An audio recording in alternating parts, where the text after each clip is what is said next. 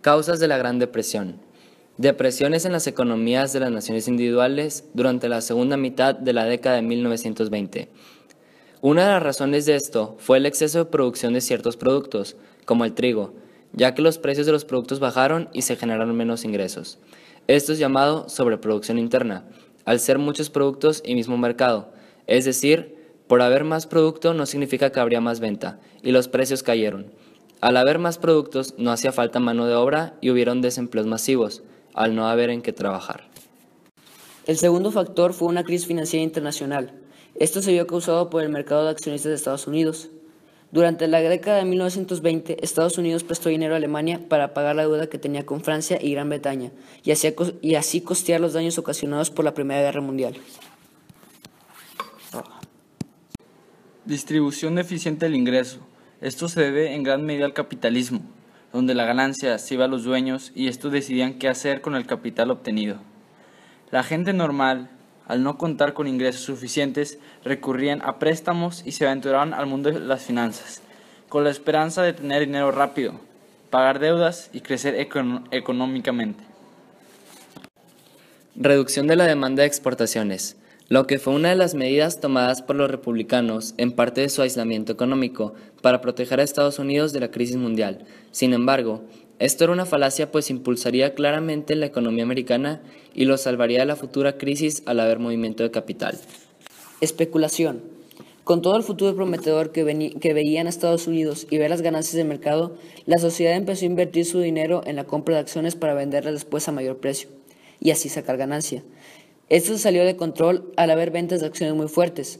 En gran medida el dinero era prestado por bancos, sin embargo, simplemente era dinero inventado. Todo esto llegó a un punto donde las ventas alcanzaron niveles catastróficos, y los inversionistas al ver que perdería valor fueron por su dinero a los bancos, pero al no contar con él hubo grandes pérdidas. Ya no había dinero. Muchas personas ya no tenían sus ahorros y hubo desempleos masivos.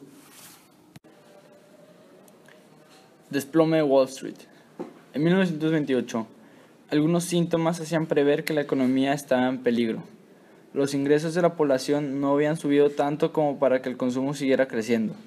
Los almacenes estaban llenos de mercaderías que no podían ser vendidas y muchas fábricas comenzaron a despedir a sus trabajadores.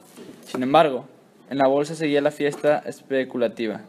Los precios a que se vendían las acciones no reflejaban la situación económica real de las empresas. Aunque el crecimiento de muchas de ellas habían detenido, sus acciones seguían subiendo porque había una gran demanda de los especuladores. Nadie pudo o quiso darse cuenta de la gravedad de la situación. Cuando en octubre de 1929 la bolsa de Wall Street quebró, la crisis fue inevitable y se extendió al sistema bancario, a la industria, el comercio y el agro estadounidense. Sus consecuencias se sintieron también en todo el mundo y perduraron hasta la Segunda Guerra Mundial. El jueves 24 de octubre de 1929 se produjo el crash de la bolsa de Wall Street. Más de 13 millones de títulos que cotizaban en baja no encontraron compradores y ocasionaron la ruina de miles de inversores, muchos de los cuales habían comprado las acciones con créditos que ya no podrían pagar. Esto llevó a que la gente entrara en pánico y quienes poseían dinero en cuentas bancarias corrieron a retirarlo. Los bancos no eran capaces de hacer frente a tal magnitud de reintegros y además, como los Estados Unidos había tratado de hacer frente al descenso de la demanda con una expansión del crédito a los ciudadanos comunes, se vieron desbordados por deudas incobrables. Ante esto, se negaron a dar nuevos créditos y a refinanciar las deudas existentes. Pero sin embargo, aproximadamente 600 bancos americanos quebraron. A partir de este momento se inició un periodo de contracción económica mundial conocido como la Gran Depresión.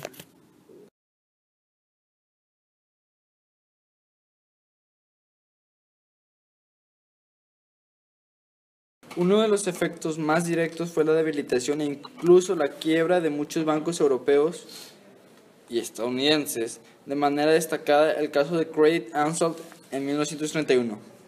Este banco fue el más importante de Austria-Hungría durante la monarquía, e incluso después de la separación, después de la Primera Guerra Mundial, siguió trabajando en Viena. Gracias a la increíble inflación de los productos y a la devaluación del marco, el banco terminó en bancarrota. En los Estados Unidos, el descenso del consumo hizo que los stocks acumulados crecieran, las inversiones se paralizaran y muchas empresas tuviesen que cerrar sus puertas. También disminuyó el comercio, pues hubo una inflación muy marcada y era muy difícil conseguir el dinero para poder comprar diferentes productos, tanto que muchas personas empezaron a mendigar. Desempleo. Pues en Gran Bretaña 1 de cada 4 trabajadores no tenía trabajo y en Alemania el 40% de la población laboral también estaba desempleada. Gracias a esto hubo un aumento significativo de las personas sin hogar y sin recursos, lo cual también impulsó a muchas personas a mendigar. Grandes cantidades de gente tenían que buscar en la basura para poder encontrar algo de comer y poder llevar todas sus pertenencias en una carriola. Incluso llegó un punto en el que se reportó que se había formado una cadena de mendigos por toda la carretera desde Berlín hasta Hamburgo.